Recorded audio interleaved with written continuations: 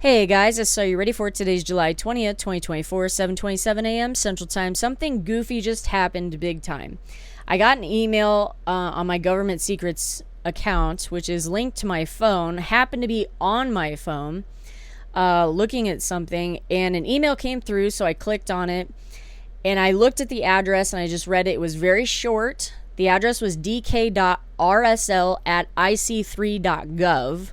So I was like, what the hell is ic3.gov? So I did some research and figured out what ic3 is to begin with. Didn't think it even existed to begin with. But it does. And it basically just said, hey there. It was like a friendly email. Hey there.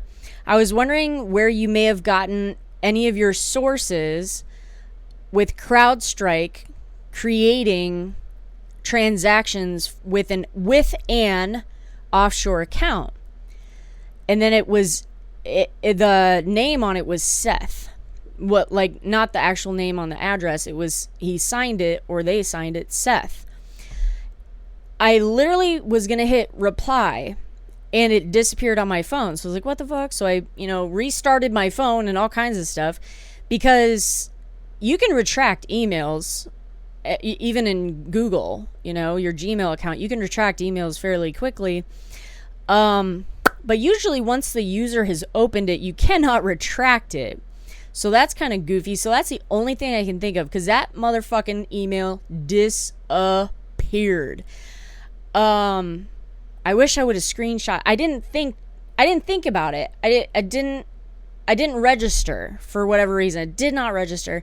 I tried to write this email back, or this address back, and it came out with an error, which is kind of common, because when I was serving in the military for the intelligence community, there were I had several emails, but one of the emails that I used to contact other departments and stuff was separate from my USMC email. And you could block incoming traffic, period. Like, you could just put in there certain emails that could write you back. And otherwise, if someone tried to email you outside of those emails, it would just kick the email back to the user. And so I don't know if they ever tracked that stuff. I have no idea, like, if something came in and got kicked back.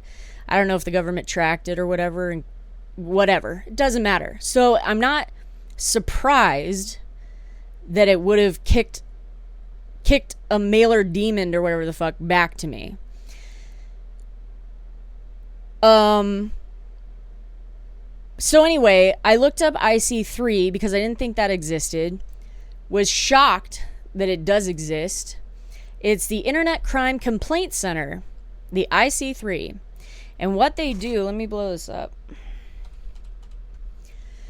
What they do, mission statement. The mission of the Internet Crime Complaint Center is to provide public with reliable, convenient reporting mechanism to submit information to the FBI concerning suspect internet-facilitated criminal activity and develop effective alliances with the law enforcement and industry partners. Information is analyzed, disseminated for investigation and intelligence purposes to law enforcement and for public awareness. Now, what they're talking about here is, since 2000, the IC3 has received complaints, because you're literally just filing complaints with these people. The spectrum of cybercrime matters to include online fraud is many forms, including intelligence, property rights matters, computer intrusions, hacking, economic espionage, theft of trade secrets, online extortion, international money laundering, identity theft, and a growing list of internet-facilitated crimes. It has become increasingly evident that regardless of the label placed on the cybercrime matter, the potential for it to overlap with another referred matter is substantial. Therefore, the IC3, formerly known as the Internet Fraud Complaint Center, was renamed in October 2003 to better reflect the broad character of such matters having an internet or cyber nexus referred to IC3, and to minimize the need for one distinguished internet fraud from other potential overlapping crimes. And if you go to their little complaint thing, it says the information, well, let me see. Is that the part I want to read? Yeah. Combined with other data, it allows the FBI to investigate reported crimes, track trends and threats, and in some cases, even freeze stolen funds. And then I went into reporting a complaint, and it was, I shouldn't have clicked on that because it opened up a page I didn't care for. But yeah, so this is strange as fuck. I don't know what to think about it. Excuse me. 2024 U.S. federal elections, the insider threat, June 28th. I didn't look at any of these. Let's click on it for fun. Oh, it's a paper. Yay, it's a PDF. By the way, don't ever click on anything that's a PDF from a government website because they track that stuff. Found that out during the Obama administration. Potential for foreign adversaries, exploitation of insider threats. Who cares? Anyway, so this is very strange. This communication that I got is very strange. But to know it was under the FBI and its Internet Crime Complaint Center is very fucking strange. I decided to look up who uses CrowdStrike. List of banks apps affected by outage. This is actually a Microsoft start, so it's Microsoft's website.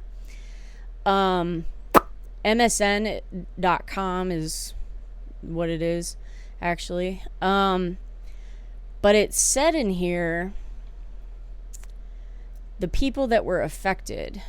Specifically, it was mainly banks. Which makes sense if that's what their CrowdStrike's attempting to do. Like I said, creating faulty transactions. It said it affects banks were in several countries, including New Zealand, South Africa, Australia, India, and Germany. It says in Australia, the banks NAB, Commonwealth, and Bendigo were disrupted by the outage, according to the Los Angeles Times. The outage also sidelined services for one major bank in South Africa, with customers complaining they couldn't make payments with their bank card. New Zealand's National Emergency Management Agency warned the worldwide IT outage affected businesses in the country and said the banks were affected. Los Angeles Times included ASB and Kiwi Bank. Other industries were affected as well, including Sky News in Britain, which went off the air. Phone providers in Australia, such as Telstra, in Britain, National Health Services. So a lot of this stuff really struck banking more than I thought. At least it didn't affect me at all. It does say in here that it affected Chase Bank, Charles Schwab, TD Bank, and Bank of America since 2 a.m., but it was unclear if those were caused by Microsoft outage. CrowdStrike is actively working with customers, blah, blah, blah. Affected Visa, ADT Security, and Amazon, according to Los Angeles Times.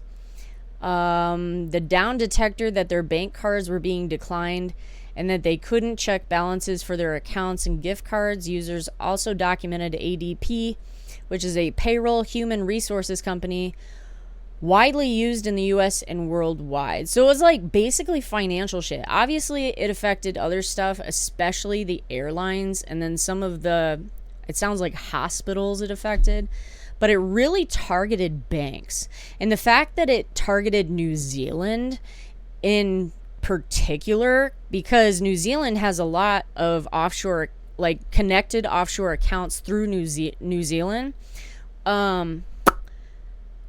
Very strange situation this morning. I have no idea who contacted me, why they really contacted me, and what they were attempting to gather, per se. And I'll say right now, I have no leads or websites or no information to back up my conspiracy theory regarding CrowdStrike at all. It just was something that I had thought about because, yeah, the deleting makes sense, but I think they're creating things too because they need some sort of trail.